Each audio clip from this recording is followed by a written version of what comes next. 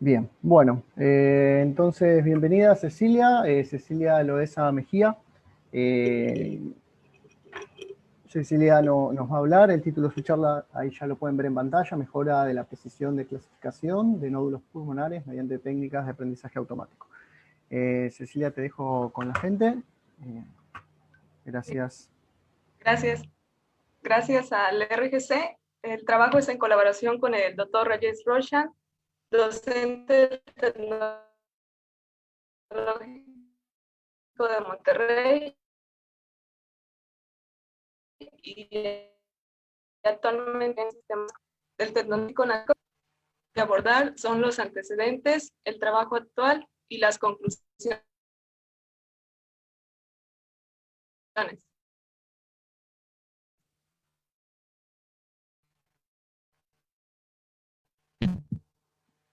Elegimos estadísticas. El arte por cáncer es en el cáncer de tráquea, de bronquios y el cáncer de pulmón.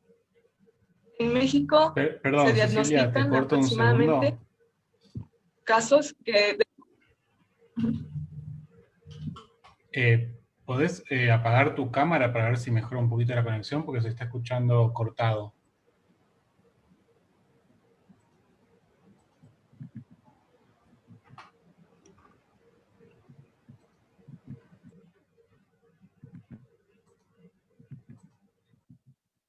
Gracias. En México se considera que es la primera causa de muerte por cáncer y además aproximadamente fallecen 8,000 mexicanos cada año.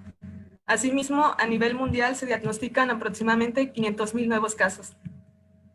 Es por ello que diversos autores proponen el uso de sistemas de diagnóstico asistido por computadora para ayudar al ámbito médico, permitiendo obtener resultados similares al dominio del experto. Nuestra investigación se centra en la clasificación de nódulos pulmonares utilizando aprendizaje automático. Los nódulos son aquellas lesiones anormales que se diagnostican en los pulmones y su hallazgo se hace principalmente utilizando la tomografía computarizada de tórax, la cual contiene múltiples imágenes, y el área de interés del nódulo se centra en un área muy pequeña de la imagen. Es por ello que la detección de nódulos tiene varios desafíos debido a la falta de homogeneidad en las estructuras pulmonares, también los diferentes protocolos que existen y el análisis de gran cantidad de imágenes. Es por ello que la identificación de nódulos conlleva también a lo que puede ser un diagnóstico subjetivo que varía entre diferentes expertos y a confundir los nódulos con otras estructuras. Debido a ello, nuestro trabajo es la aplicación de aprendizaje automático en la clasificación de nódulos pulmonares utilizando las tomografías computarizadas para servir como apoyo al ámbito médico. El trabajo lo estamos desarrollando utilizando el dataset Luna 16, el cual contiene tomografías computarizadas de tórax con lesiones de nódulos y no nódulos. Proviene de 7 centros académicos y 8 empresas de imágenes médicas dedicadas a mejorar el diagnóstico y detección de cáncer de pulmón. Para nuestro trabajo utilizamos 1,351 nódulos y 6,755 no nódulos. Dividimos el trabajo en 70% de las imágenes para entrenamiento y el restante para pruebas. La metodología que seguimos fue la siguiente. Dada una imagen en 512 por 512 píxeles, obtuvimos la región de interés utilizando las coordenadas. Como resultado tenemos una imagen de 64 por 64 píxeles, debido a que la clase positiva, como lo pueden visualizar, era mucho menor que la negativa. Realizamos el aumento de datos con rotaciones a 90 grados únicamente en la clase positiva. Después, estas imágenes, ya sean las originales o las que se generaron, las utilizamos para entrenar nuestra red neuronal convolucional. Utilizamos la denominada EfficientNet V1, la cual en comparación con otras redes como ResNet y DenseNet tiene mejor desempeño. Después se realiza la clasificación y como resultado se obtiene si, dada una imagen de entrada, es un nódulo o no lo es. Las herramientas que utilizamos fue Python 3.7 y TensorFlow 2.2. Utilizamos la red neuronal convolucional debido a que su precisión, comparada con diferentes algoritmos, supera el estado del arte. Además, utiliza datos de entrada, los ejemplos de la salida esperada y una medida para evaluar el algoritmo. Estos son los resultados que obtuvimos. En la primera tabla visualizamos la matriz de confusión sin aumento de datos. Por otra parte, en la otra es la matriz de confusión utilizando el aumento de datos. Como se puede visualizar, se obtuvo una mejor tasa de verdaderos positivos al emplear el aumento de datos. Se pasó de 394 a 398. En cambio, los falsos negativos disminuyeron, se pasó de 28 a 24%. En general, nuestra precisión fue mayor al 98% en entrenamiento y mayor al 94% en pruebas. Por otra parte, la sensibilidad con los datos originales fue del 93.36%, en cambio, al aplicar aumento de datos fue del 94.31%. Por otra parte, la especificidad fue similar en ambos escenarios. Por lo que podemos concluir que el enfoque de aprendizaje automático contribuye del análisis de imágenes médicas a gran escala. También concluimos que pueden tener un excelente desempeño las redes neuronales, aún trabajando con imágenes sin preprocesamiento, ya que nosotros únicamente realizamos el recorte de la imagen a nuestra área de interés. Además, mediante el uso de aumento de datos, se mejoró la sensibilidad del modelo. Sin embargo, existen aún desafíos, como lo son los datasets no balanceados, donde se tiene la muestra de clase negativa mucho mayor a la positiva. Además, si se emplea el aumento de datos, se debe considerar que se realice de una manera realista. Y esto aún es lo que falta en el estado del arte, más datasets disponibles públicamente. Por ejemplo, en México no se tiene ningún dataset de ningún tipo de imagen biomédica. Además, aún es necesario mejor computadora.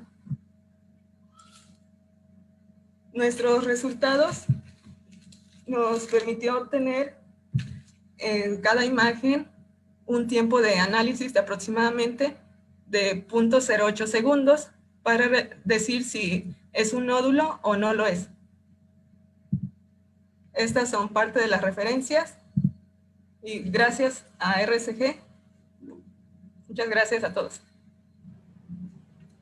Gracias a vos, Cecilia, por la charla. Vamos a hacer tiempito hasta que vayan apareciendo ahí las preguntas en QA. Tengo algunas yo, tengo muchas en realidad. ¿Me escuchás bien? Sí, sí, lo escucho. A ver, varias. Una de ellas es, quizás la principal es, vos mostraste la performance en términos de una matriz de confusión. Sí. ¿Probaste en algún momento mover el umbral de decisión y pasar a curvas Precision Recall o curvas ROC? Sí, probé en algún momento, pero eso está en proceso de escritura para un artículo. Ah, ok. No, porque es usual, así cuando vos tenés datasets desbalanceados, es usual mostrarlo en particular con curvas Precision Recall.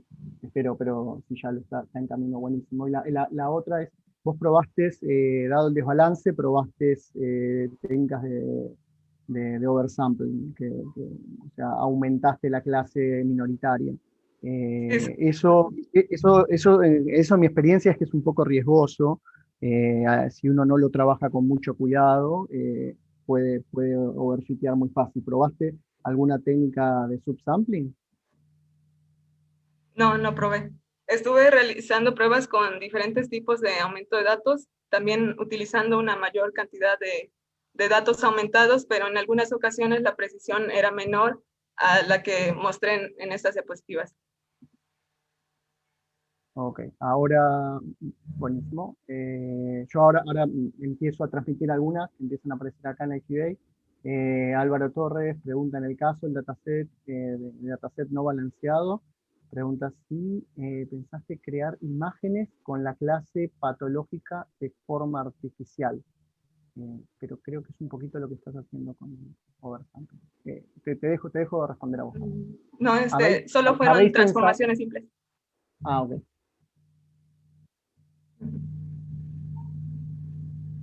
Perdón, no sé si escuché bien, Cecilia. Sí, que solo realicé pruebas con transformaciones simples. No apliqué ninguna red, por ejemplo, las redes GAN, no apliqué nada de eso. Ok, ok. No sé si hay más preguntas. No estoy viendo yo en el QA. Perfecto. Bueno, te agradezco muchísimo, Cecilia, por la charla. Vamos. eh, te agrego una más. ¿Cómo vos te imaginás, Cecilia, esto aplicado en un ambiente médico? No sé si tuviste experiencia de proponer este tipo de algoritmos en un ambiente y qué experiencia tuviste. Actualmente sí me ha sido el trabajo de investigación. También estamos buscando algún hospital que quiera proveernos de tomografías computarizadas para llevar a cabo también estos experimentos. Me desmuteo. Un consejo ahí que puedo darte, tal vez ya tenés algo implementado, pero algo que los médicos suelen pedir en este tipo de, cuando uno les presenta este tipo de herramientas es algún tipo de insight en qué te está sobre la base de tu predicción. Básicamente podrías tratar de hacer una descomposición de la imagen y señalar de alguna manera, guiarles la decisión en lugar de darles la clasificación. No sé si soy explícito. O sea, me parece súper importante. Sí, ¿Cómo? Sí, en un artículo que publicamos previamente, ahí lo que realizamos fue, dada una imagen como esta, decimos si tienen nódulos o no tienen nódulos sin indicar la posición exacta del nódulo. Esto podría ayudar a los o no nódulos. El médico elija el área de interés en lugar de estar visualizando todas las imágenes. Totalmente. Eso tiene mucha mayor aceptación que un clasificador binario donde los falsos negativos pueden llegar a tener un impacto negativo bastante negativo en la información del paciente. Bueno, te agradezco muchísimo. Ya estamos medio pasados, pero si quedan, te pido que te quedes un ratito a responder si vaya a las preguntas que vayan surgiendo. Gracias. No, a vos. Pasamos. Martín González, Witron, no sé si estás por ahí. Hola, sí. Bueno, ¿nos querés compartir pantalla? Sí, ya les comparto. Ahí pueden ver. Perfecto. CoDNA, CRNA, conformo ya. Todo tuyo.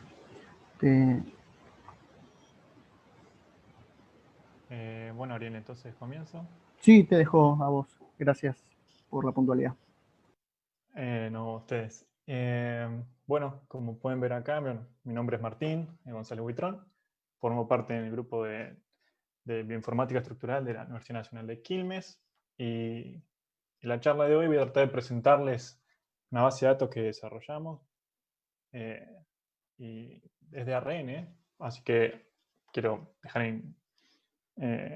invitar a toda la gente que esté pensando o ya está trabajando en ARN a hacer estudios estructurales, sabiendo que no hay mucha cantidad de información y menos bases, a poder utilizar este tipo de recursos. Así que, antes que nada, ya hablaron mucha gente con mucha experiencia acerca de este concepto, pero sería bueno para aquellos que recién se tocan es poder definirlo. Y bueno, una de las definiciones clásicas es aquellas poblaciones heterogéneas de conformeros que forman parte del ensamble nativo que existen en el equilibrio termodinámico y se encuentran separados por pequeñas barreras energéticas. Una de las cosas que quiero dejarles más que nada resumida es cómo logramos construir esta base de datos. Y la información estructural, como muchos saben, están en la PDB. En este caso, utilizamos la PDB estadounidense, la RSSB. Y de ahí tomamos toda la información que se conocía y se conoce de moléculas de ARN. Y formamos un dataset filtrando aquella información que cumplan ciertos criterios de calidad estructural y de un largo secuencial para no tomar moléculas muy pequeñas. En este caso, una vez que teníamos todo este dataset, pasamos a hacer un clustering secuencial, un análisis de clustering secuencial. Utilizamos herramientas como CDHit y BLAST. Y una vez que logramos obtener esos clústeres, pasa a ser nuestro principal dataset a la base de datos. Y el paso posterior, más importante de todo de este estudio, fue realizar este análisis estructural con una herramienta llamada TM-Align. Pero a su vez, pudimos mapear que la información de los ARN, tanto como se los clasifica codificante y no codificante, podemos mapear por parte de la RSSB con RNA central y obtener también a su vez las interacciones utilizando otros softwares que estas entradas de la PDB presentan. Todo aquello lo logramos ordenar, presentar en una linda database, que ahora voy a tratar de introducirlos para que me puedan seguir. Traté de hacer un esquema de lo que es chocarse con la base. Entonces, lo primero es el home, como pueden ver. El home, voy a correr esto de acá. El home tiene la primera entrada de búsqueda, se le da la bienvenida, y los primeros datos, y presenta, digamos, los recursos integrados, PDB y RNA central. El usuario podría acceder desde el home haciendo una búsqueda avanzada, inclusive por lo que sería el panel superior. También podría fijarse las preguntas y respuestas frecuentes. Las estadísticas que esta base de datos tiene. Un tutorial muy ameno para que cualquiera pueda fácilmente utilizarla. Información al respecto de cómo fue la construcción de esta base de datos. Bueno, y la información de contactos para cualquier inquietud o críticas que podamos seguir mejorando, ¿no?, de la base. Entonces, el usuario va a querer buscar una entrada en esta base de datos, introduciendo un key en este campo de búsqueda, pero podría inclusive seleccionar el tipo de búsqueda.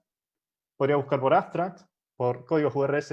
Los códigos URS, no sé si algunos ya lo conocen, son como los códigos UniProt, pero específicos de secuencias nucleóticas de ARN, de la base de RNA central. Son para no codificantes. Por códigos PDB, por cluster ID y otros tipos. Quizás uno más importante es el tipo de ARN, que ya a alguien le interesa buscar un tipo de ARN. Y bueno, y organismos también. Entonces, si el usuario quisiera ir a búsqueda avanzada para ser más específico, se encontraría con este tipo de página, donde tendría estos selectores que le permitieran seleccionar más de un clúster, si quisiera, o tipos de ARN, o RSIDs, como ya dijimos. También tienen otros, por ejemplo, PDB, Model y Chain. Si el usuario quisiera ver todos los clústeres, ese botón que dice mirar todos los clústeres, se despliegan todos los clústeres sin filtrar uno particular y se muestran en forma de tablas. Como pueden ver, se muestran ciertas columnas, el nombre de la entrada del clúster, el tipo de ARN al que corresponde esa entrada del clúster, unas métricas estructurales, el RMSD y el TM-Score, máximo en este caso, registrado para cada clúster, una representación visual de una molécula de ese clúster, y la última columna, la que le llamamos y denominamos Gold, que esta columna tiene una información implícita, que es cuán robusto es el clúster mediante la evaluación y el análisis de métodos secuenciales, de clustering secuencial, perdón. Entonces pueden ver que una tiene estrellita gold, estrellita dorada, y la otra no. Los gold justamente surgieron desde el análisis de estos clústeres y ver que sus miembros se mantenían en su totalidad, mediante la comparación de técnicas de clustering diferente con los mismos parámetros de secuencia de identidad y coverage. Un punto importante que me olvidé de mencionar es que el clustering secuencial se hizo de toda la base de datos a 100% identidad secuencial y 98% de coverage, para asegurarnos que estamos hablando de que esa información estructural responde a la misma molécula. Si el usuario quisiera ver rápidamente, antes de entrar a la entrada de la molécula, podría cliquear y ver rápidamente que sí, es un tRNA, su estructura estática, esta visualización estática ya lo muestra. Y si quisiera entrar en más detalle, rápidamente, apretando sobre una de las entradas, se despliega lo que nosotros llamamos el detalle del clúster. En esta página, que es la página principal más importante, el usuario se va a chocar con muchas secciones. Acá a la izquierda hay 8 secciones que yo resumí más que nada para que se pueda explicar en esta charla, donde las 2 primeras que están marcadas en azul son las que se encuadran en rojo, y la primera información que se muestra es información general del clúster. El título del clúster vimos con la estrella, si fuera dorado o no. Y esa información general encontramos que un clúster puede tener más de un RSID, porque al ser mapeado con la base de datos de RNA central, que contiene cerca de 50 millones de secuencias nucleotídicas, puede ocurrir de que esa secuencia, en base a los parámetros nuestros y el criterio de asignación del URCD, esté contenida en varios códigos. En este caso, le acompañamos con el porcentaje del cual fue mapeado cada código. Lo mismo se puede encontrar con la cantidad de secuencias a organismos que corresponden a ellos y el tipo de ARN al que se le asignó esa secuencia. También tenemos el largo secuencial y el identidad secuencial. La otra sección muestra la secuencia de justamente los pares máximos de este clúster. Acá está el nombre, código PDB, modelo y cadena. Permite hacer búsquedas por regular expression. Y si vamos un poquito más abajo en las otras secciones, se muestra información estructural de este clúster.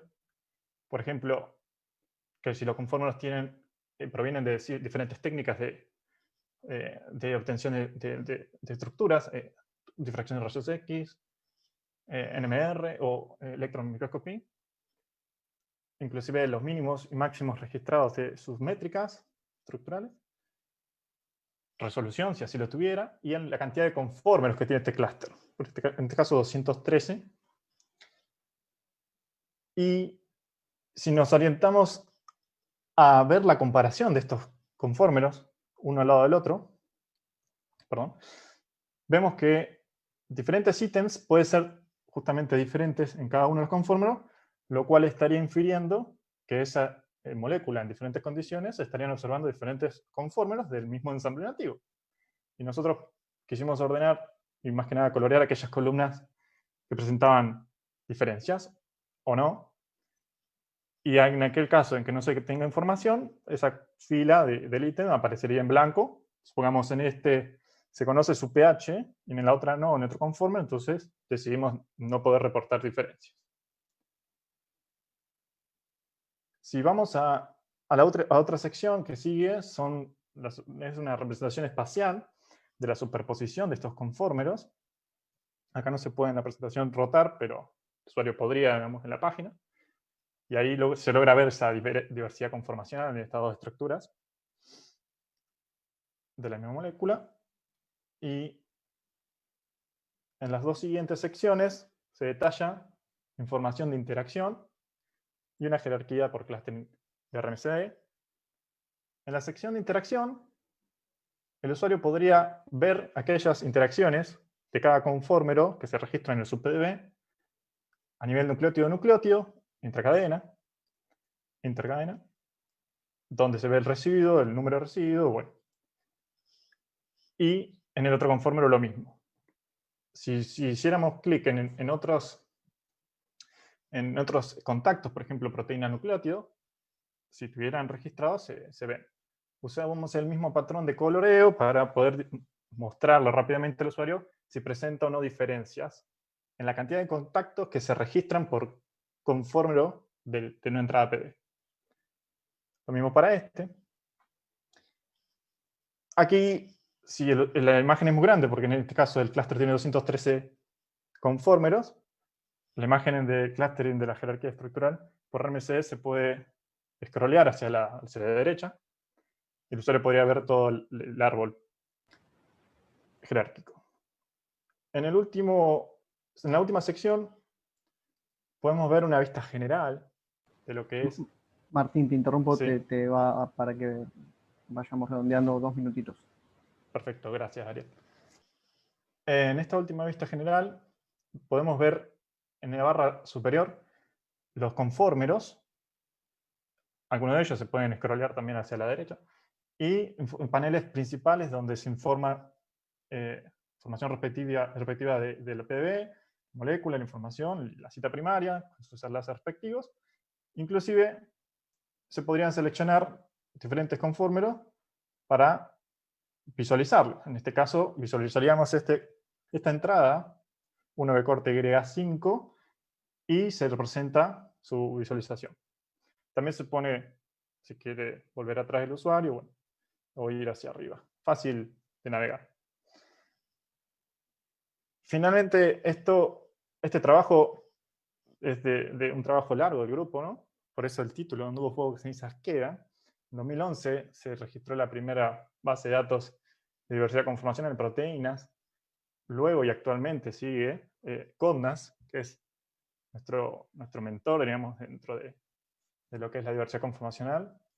Y hoy en día también hay trabajos como teniendo trabajo de diversidad conformacional cuaternaria, todos pertenecientes al mismo grupo. Así que, para finalizar, agradecer al RCG,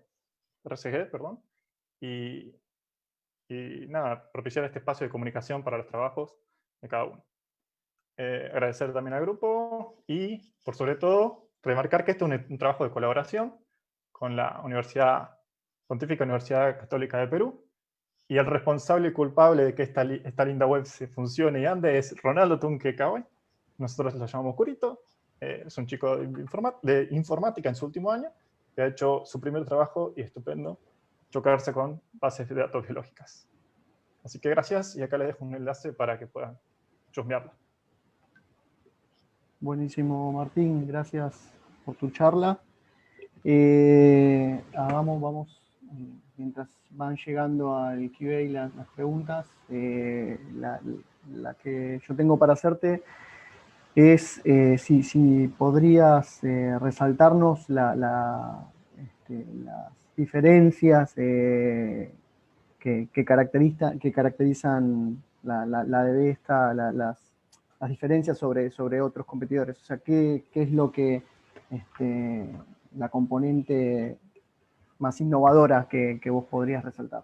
Si tuvieras que elegir uno. Sí. La componente innovadora que nosotros conocemos y estamos al tanto es que no hay base de datos actual que registre diversidad conformacional en moléculas de ARN. Y sí hay muchos trabajos que se publican haciendo estudios sobre moléculas de ARN, pero sin considerar su diversidad conformacional. Entonces, quizá este recurso, como así se conoce para proteínas, facilite ciertos estudios, o mejor, inclusive ciertas perspectivas de otros estudios. Perfecto. Buenísimo. Bien concreto, genial. Estoy viendo en el QA otras preguntas, no sé si es por el delay Puede ser. por el delay. Veamos. Por acá. Excelente. Sí. Acá estoy viendo una pregunta. Excelente charla, te dice Mauro Gismondi. Te pregunta si tienen idea de sus estructuras específicas. No sé bien a qué se refiere con su estructura, Mauro, podríamos charlarlo después, pero sí entiendo que puede haber... O conformación en general, aclara. ok, O es conformación en general, se ok. extiende la pregunta. No hicimos todavía un análisis a nivel general, estructural, de toda la base, pero sí entendemos que cada biomolécula va a tener un plegamiento específico, pero lo que sí sabemos es que hay un potencial estudio en todo lo que serían los motivos estructurales, como así había hablado, creo que Mauro también, sobre el motivo G4. En ADN, tanto en ARN se cumple, y estudiar su diversidad conformacional en estos motivos, inclusive los dominios estructurales, como así se hacen proteínas, ¿no? Podrían abrir nuevas puertas a entender mecanismos moleculares donde el ARN se ve implicado. Ahí te extendió Mauro, pero creo que varias más, así que creo que después podés seguirla por el chat, para que va a ser muy enriquecedor. Así que te agradezco un montonazo la charla, buenísima, y nada, enorme esfuerzo, Bueno, se ve que detrás de estas bases hay un enorme esfuerzo en equipo. Te bueno, agradezco gracias mucho y a no, ustedes. a vos por participar. Y vamos avanzando con el próximo panelista. Bárbaro. Atilio, ¿estás por ahí? Hola, buenas tardes. Si querés ir Estoy. compartiéndonos. Sí. Sí, si querés ir compartiendo, ya te estoy viendo. ¿Querés compartir pantalla? No, vas a Ok. hablar de fructometer. Como paquete en la Bueno, red. Te para dejo. empezar es un orgullo participar en este evento como estudiante de bioinformática y junto a nuestro equipo de trabajo le vamos a presentar Fructometer, que es un paquete R para calcular la frustración local energética en proteínas y muchas más cosas. Como introducción tenemos que las proteínas son sistemas evolucionados en los que sus interacciones no se forman de manera aleatoria, sino que existe un fuerte sesgo hacia el estado nativo debido a la formación de contactos mínimamente frustrados. Por lo tanto, el paisaje energético de las proteínas tiene forma de embudo corrugado, como se ve en la imagen. Pero a pesar de este sesgo, existen conflictos energéticos remanentes. Ahora surge la pregunta de cómo los detectamos. Es por eso que Diego Ferreiro y su equipo en 2007 diseñaron el Fructometer, que se encuentra disponible desde 2012 en el servidor web para su uso, en donde a partir de una estructura proteica más una función de energía calcula la energía nativa, perturba la interacción nativa creando 2000 señuelos, calcula su distribución y compara la energía nativa, como se ve en la imagen, con la distribución obtenida, para así clasificar los contactos en mínimamente frustrados, neutros o altamente frustrados. Ahora, ¿qué se perturba de la interacción nativa? Es dependiendo del tipo de índice que se utiliza. Este puede ser configuracional, mutacional o single residue. Ahora, con respecto a la distribución de estas regiones, se conoce que en las proteínas monoméricas existen aproximadamente un 10% de contactos altamente frustrados, un 50% de contactos neutros que se distribuyen aleatoriamente y un 40% aproximadamente de contactos mínimamente frustrados que se encuentran principalmente en el núcleo de las proteínas.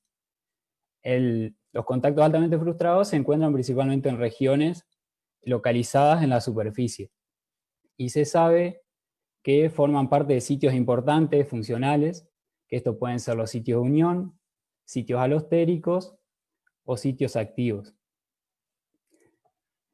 Nosotros, como le dije, le venimos a presentar Fructometer, que está disponible en GitHub ya para su uso, les dejo el link. A su vez tiene la documentación adecuada, donde pueden encontrar todo lo pertinente a su uso.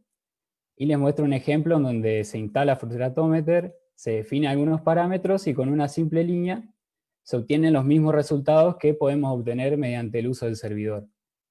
Esto lo podemos realizar para un PDF file que tengamos en nuestra computadora o clúster, o directamente indicamos el PDB-ID para ser descargado. Además lo podemos hacer para un complejo completo o para alguna cadena específica.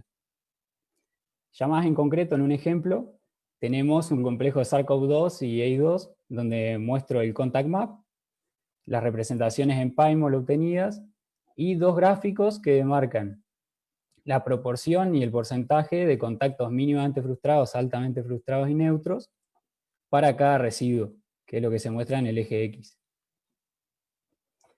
Ahora bien, estas son las características que las funciones que ya cumple el servidor, pero Frustratometer trae nuevos módulos, nuevas funcionalidades, y uno de ellos es la predicción del efecto de mutaciones puntuales en la frustración.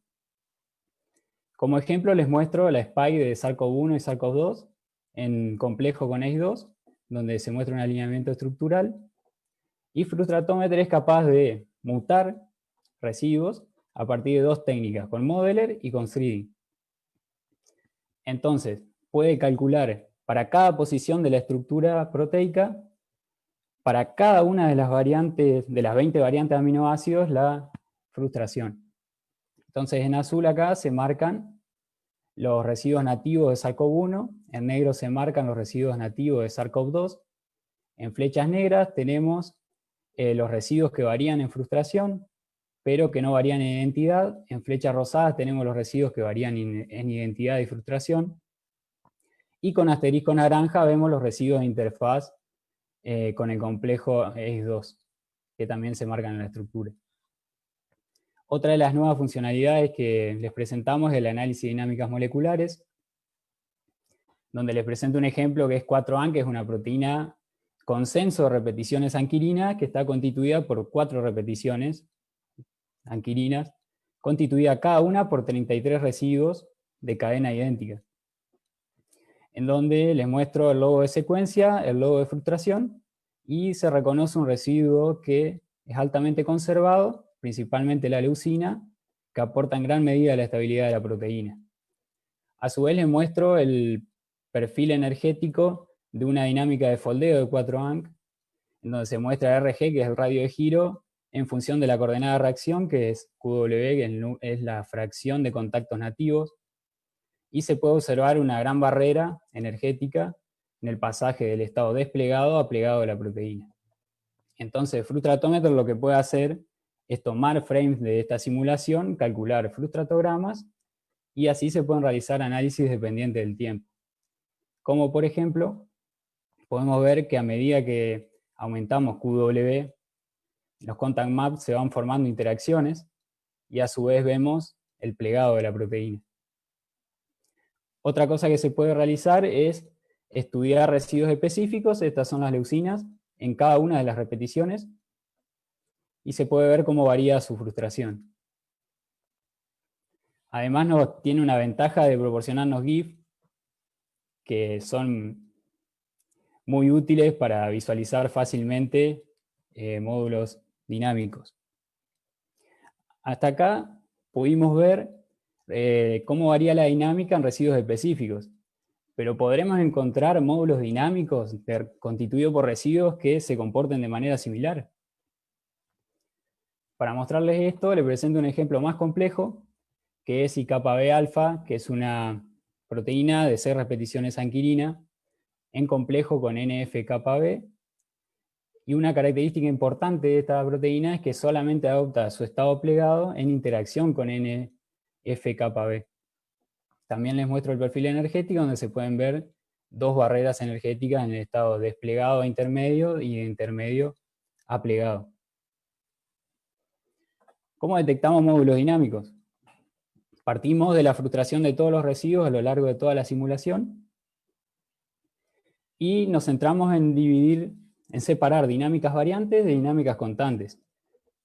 Para eso ajustamos modelos de regresión por partes, en donde nos quedamos con una medida que es el máximo menos el mínimo, y esperamos que a mayor diferencia, mayor sea la variación de dinámica. Filtramos, estableciendo un umbral, filtramos por rango dinámico, realizamos análisis de componentes principales y nos quedamos con las 10 primeras componentes, para así calcular la correlación de Pearson, en donde se realizó un filtrado nos quedamos con los residuos con una correlación mayor a 0,8, con un p-value de menor a 0,05, y se creó un grafo no dirigido donde se aplicó Leiden clustering. Analizando los grafos podemos ver dos grandes subgrafos, en donde en uno los residuos que pertenecen a él aumentan su frustración a lo largo de la dinámica, y en el otro minimizan su frustración a lo largo de la dinámica. Ahora bien, como conocemos que los residuos que aumentan su dinámica, que aumentan su frustración, se encuentran en sitios de unión, por ejemplo, decidimos graficarlos en donde mostramos residuos de interfaz en amarillo, los residuos de la interfaz que pertenecen al clúster 1 se encuentran en cian, en verde los residuos de la interfaz que pertenecen al clúster 2, y podemos observar que un 59% de estos residuos pertenecen a la interfaz, por lo tanto podemos asumir que esto se cumple. Otra cosa importante. Interrumpo. ¿Sí? Otra cosa importante es que tenemos, analizando esto por qué, tenemos dos clústeres en un subgrafo en que aumentan la dinámica, aumentan la frustración en la dinámica de los residuos. Entonces miramos el clúster 1, vemos que aumentan aproximadamente en el frame 200, y vemos que en el clúster 2 aumentan en otro frame, que es el 900 aproximadamente, y vemos que esto se corresponde con las dos barreras energéticas que se encuentran. Por lo tanto, estos residuos son importantes a la hora de superar estas barreras. Así que ojo al tejo, porque esto es muy interesante. Como conclusiones podemos ver que a partir de un código simple podemos calcular la frustración local. Además podemos cuantificar el efecto de las mutaciones en la frustración. Podemos analizar dinámicas moleculares y podemos detectar clústeres dinámicos. Así que eso es todo, muchas gracias y agradezco a todo el equipo de trabajo y al RSG por darnos esta posibilidad de presentar el trabajo. Gracias a vos, Atilio. Excelente trabajo. Se nota el enorme esfuerzo que hay detrás. Vamos haciendo el tiempito para que se sincronice. No estoy viendo ahora en el QA preguntas. Yo, así como alguna media, una súper rápida, solo a modo de hacer tiempo. Hablaste de grafos dirigidos, pero que los alimentabas con correlaciones de Pearson. No entendí eso. Grafos no dirigidos. Claro, grafos no sí. dirigidos. Ah, grafos. Perfecto. Sí. Lo cual tiene todo el sentido del mundo. Y lo otro es el umbral que tomaste ahí, esa diferencia, el máximo menos el mínimo. Sí. Concuerdo que esperás que un aumento de eso te dé señal, pero lo cuantificaron de alguna manera, hicieron algún ejercicio de validación para entender dónde setear, dónde se puede setear o cómo se puede setear un umbral. Todavía no realizamos porque esta parte, lo de detección de módulos dinámicos, aún lo estamos desarrollando. Todavía no está disponible para su uso en el GitHub. O sea, lo que está disponible es el análisis de dinámicas y el análisis del efecto de las mutaciones. Y este es un nuevo módulo que estamos desarrollando, que faltaría definir ese umbral y a su vez el umbral para clusterizar la resolución del algoritmo. Claro. Totalmente. Bueno, es que es trabajo por delante, está buenísimo. No paga, o sea, es un trabajo enorme. Mira, estoy leyendo, no en el QA, pero estoy viendo en el chat que estás recibiendo felicitaciones más altas. Sí. Ari, hay una pregunta en el Facebook. ¿La querés hacer vos, Nico? Ok, bueno, primero te felicito a ti, la verdad que muy buena la charla y el producto que presentás, el paquete parece muy interesante, muy útil.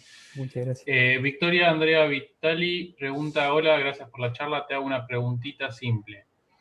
¿Puedo cargar la dinámica si no tengo PDB de mi proteína? Esto se hace a partir de, vos tenés un archivo en que están todos los modelos de la dinámica, pero tenés que tener separados los PDB por el momento, de cada uno de los frames.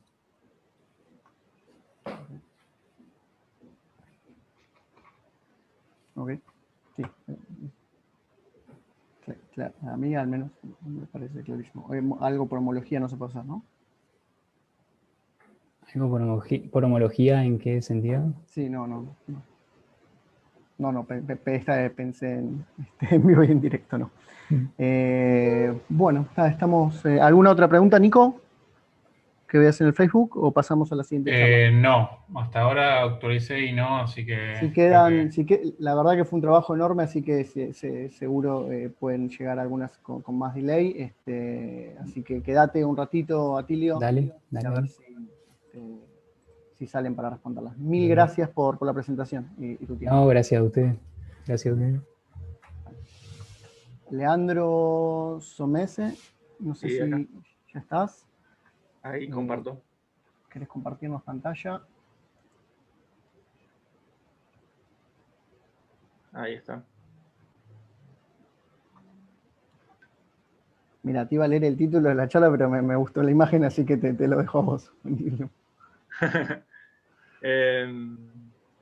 Bueno, buenas tardes. Mi nombre es Leandro y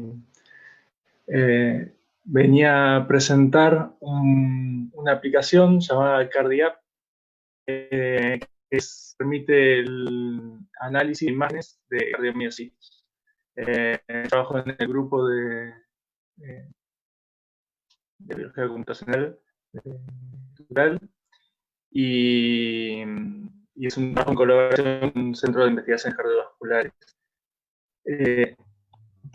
Esta aplicación trabaja sobre imágenes con focalidad de miocitos cardíacos.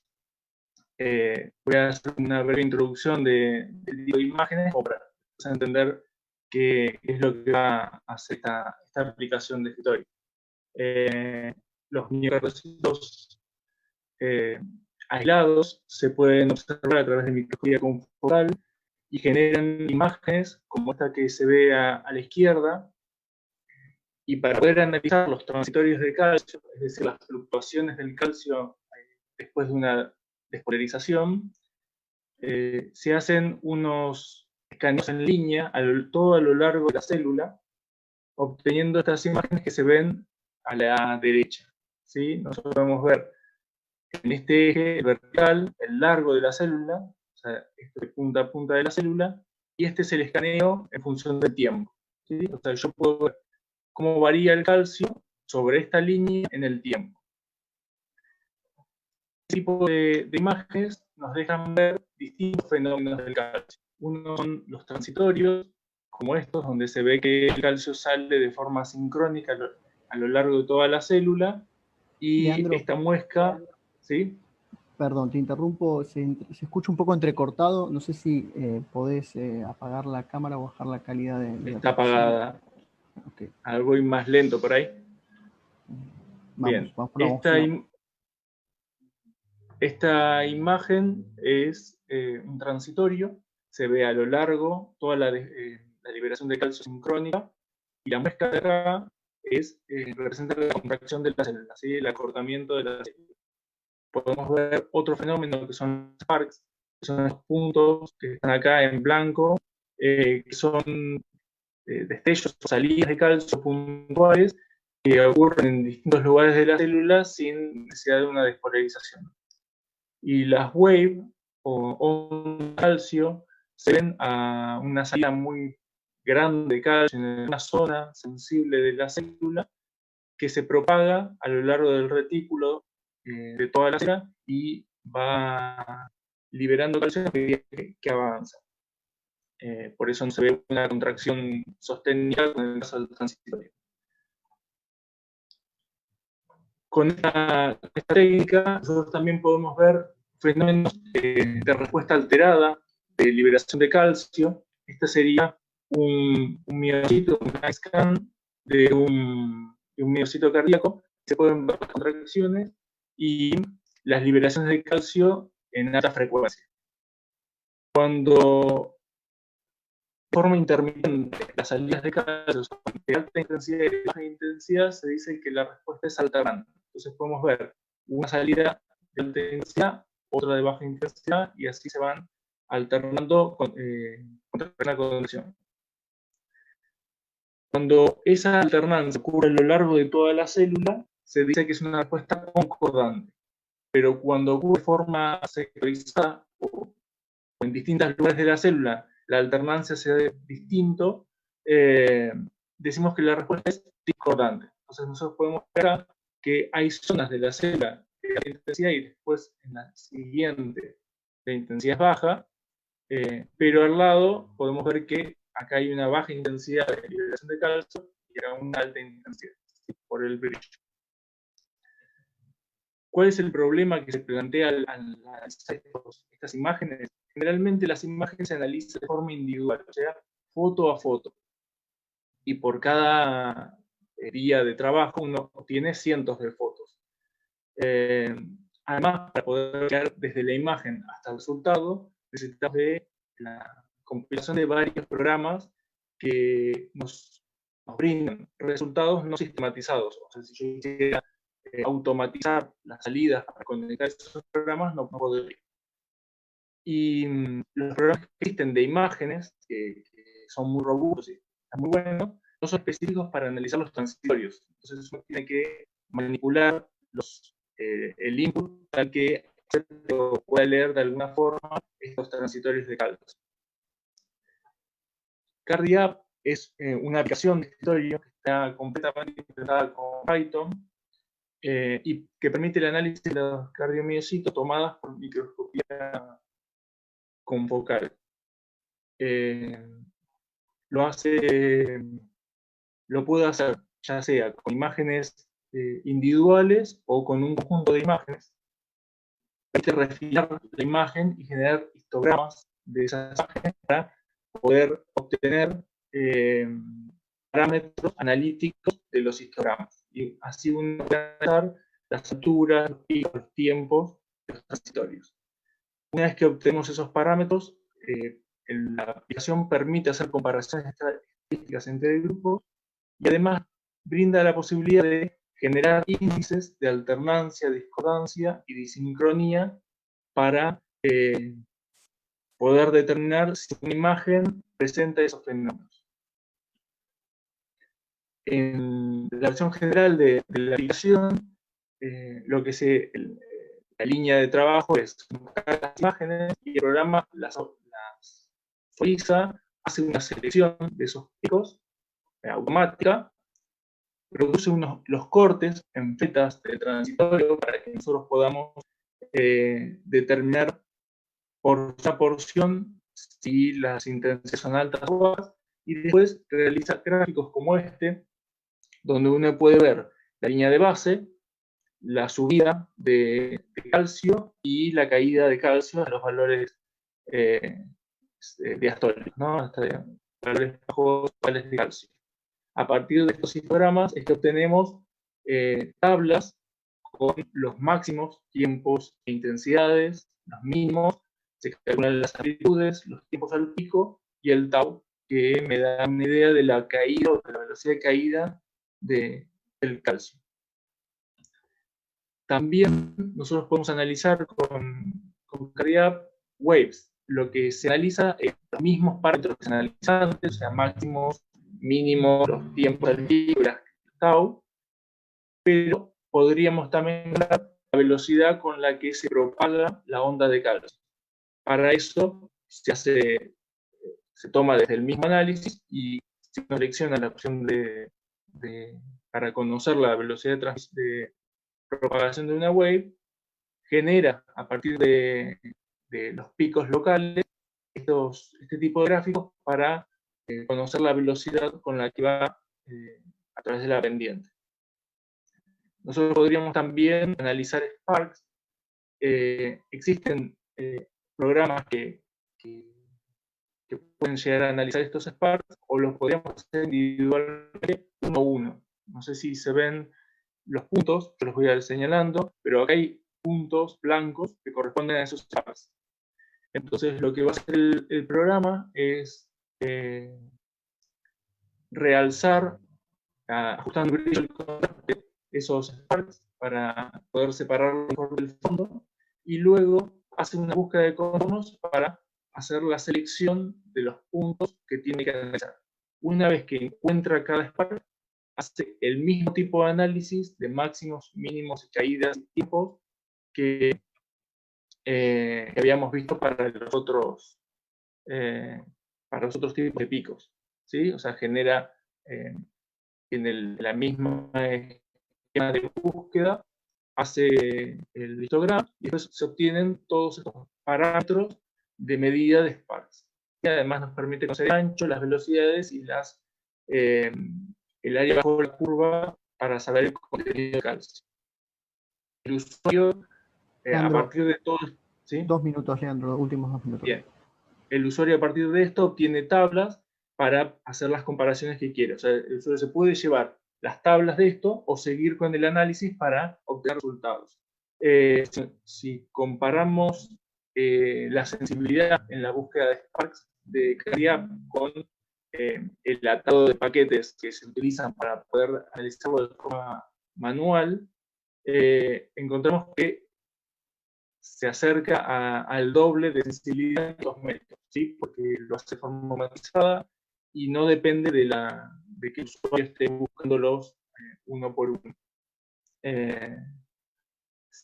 Se hizo con esta aplicación, se hicieron comparaciones de alternancia, y lo que puedo ver, a la izquierda nosotros tenemos el análisis que se hizo a mano o con conjunto de programas, y a la derecha con CardiApp. Y lo que se puede ver del mismo dataset, ¿no? Que en el caso de CardiApp, las dispersiones de los datos fueron mucho menores, ¿sí? Se relaciona esa menor dispersión a que, como CardiApp es capaz de mirar los cortes de las imágenes de forma automática, no uno a uno, uno puede barrer todo el transitorio y obtener datos de toda la imagen, en lugar de hacer una selección de un par, 2 o 3 para analizar. Incluso usando CardiApp se encontraron diferencias que no se veían con el uso de otro tipo de aplicaciones o hechos a ojo. Bien, eso es todo. Quería agradecer a todo el trabajo y, bueno, de ambos grupos de trabajo y a ustedes por permitirme dar esta charla. Muchas gracias.